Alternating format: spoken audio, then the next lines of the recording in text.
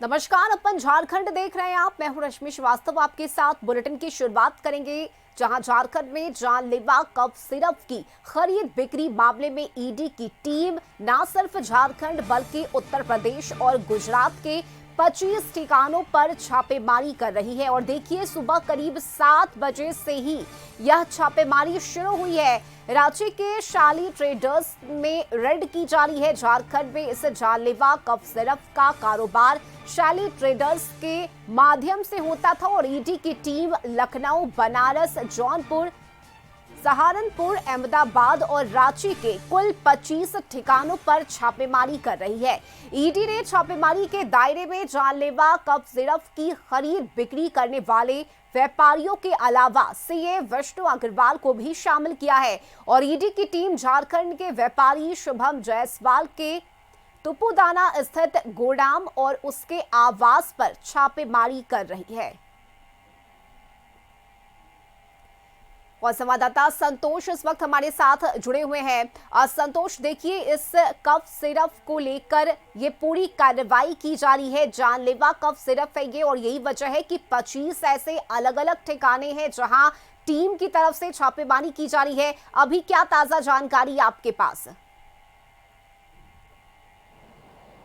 देखिए, अहले सुबह जो जानलेवा कफ सिरप मामले में ईडी की बड़ी कार्रवाई चल रही है। लगभग झारखंड के 25 ठिकानों पर ईडी के दबिश दिया जा रहा है। इस दबिश का सबसे बड़ा नतीजा है कि अब यूपी के बाद झारखंड के रांची में भी तार जुट गया है और लगभग 25 ठिकानों पर ईडी के द्वारा रेड किया जा रहा है। और इस सबसे बड़ा इसमें अहम खुलासा है कि सैली ट्रेडर्स के माध्यम से कैसे करोड़ों रुपया के कफ सिरप जो मध्य प्रदेश, इसी कफ सिरप से मध्य प्रदेश में कई बच्चे की मौत हो गया। उसके बाद जिस तरह से लगातार ईडी के एक्शन और एसआईटी यूपी सरकार ने एसआईटी गठन करके यूपी में भी कई सफेद के गिरवान तक पहुंचा है। अब ईडी का एंट्री हुआ है। ईडी का एंट्री में झारखंड में 25 ठिकानों पर ईडी सैली ट्रेडर्स के मालिक के गोदाम, आवास और उसके सीए विष्णु अग्रवाल के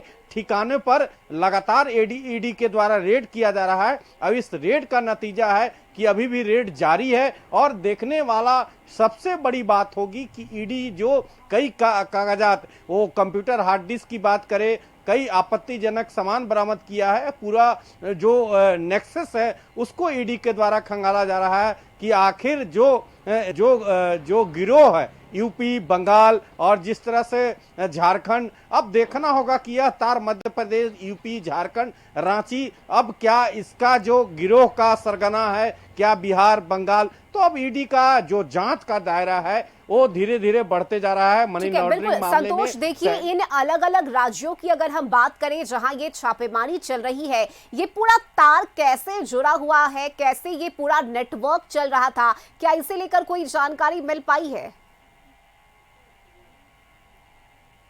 देखिए, इसी मामले में यूपी मुख्यमंत्री एक एसआईटी भी गठन किया है और उस एसआईटी ने कई सफेद पोस्ट के गिरवान तक पहुंचे हैं। और इससे सबसे बड़ा नतीजा है कि उसी मामले में मनी लॉन्ड्रिंग केस हुआ, ईडी के द्वारा दर्ज किया गया। अब उनकी संपत्ति का ईडी के द्वारा खंगाला जा रहा है कि कैसे जानलेवा कफ सिरप के सहारे ईडी कई लोगों को अपने गिरफ्त में लेकर पूछताछ, इस पूछताछ का तार लखनऊ से शुरू हुआ, मध्य प्रदेश से शुरू हुआ और उसके बाद अब झारखंड के रांची में पहुंचा। तो कई लोग इसके गिरफ्त में आ सकते हैं, चाहे वो कई सफेद पोश हो या माफिया, जो जिस तरह से आप कह सकते हैं माफिया इस मामले में कि जिस तरह से दारू के माफिया होता है, नेक्सस होता है, उसी तरह से जानलेवा कफ सिरप में एक नेक्सस चल रहा था। एक माने पूरे अंतर्राज्यीय गिरोह का सरगना काम कर रहा था। उस गिरोह में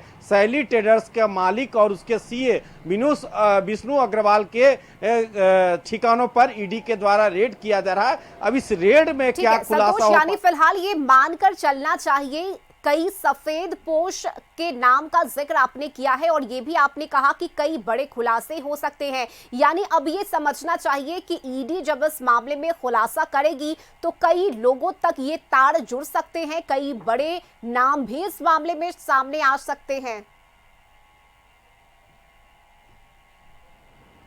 बिल्कुल, जैसा ये सूत्र बता रहे हैं कि ईडी अब जिस तरह से लखनऊ के एसआईटी गठन हुआ, उसमें कई बड़े नेता सफेद पोस्ट का हाथ सामने आया है। अब ईडी झारखंड में दस्तक दी है, रांची में तो कई जो सप्लायर हैं, जो दवा के ट्रेडिंग करते हैं, उन तक ईडी पहुंची है। जैसे सैली ट्रेडर्स के घर में सुबह से ही ईडी उनके गोदाम पर और उनके जो सीए हैं विष्णु अग्रवाल, लगभग 25 ठिकानों पर ईडी के द्वारा रेड किया जा रहा है। तो धीरे धीरे जो तार धीरे धीरे सफेद पोस्ट और जो नेक्सस है उसको ईडी जोड़ने का काम कर रहा है और लगातार ईडी के द्वारा छापेमारी अभी भी की जा रही है। चलिए ठीक है संतोष, नजर बनाए रखिएगा, अपडेट आपसे लेते रहेंगे। फिलहाल बहुत शुक्रिया आपका इन तमाम जानकारी के लिए। तो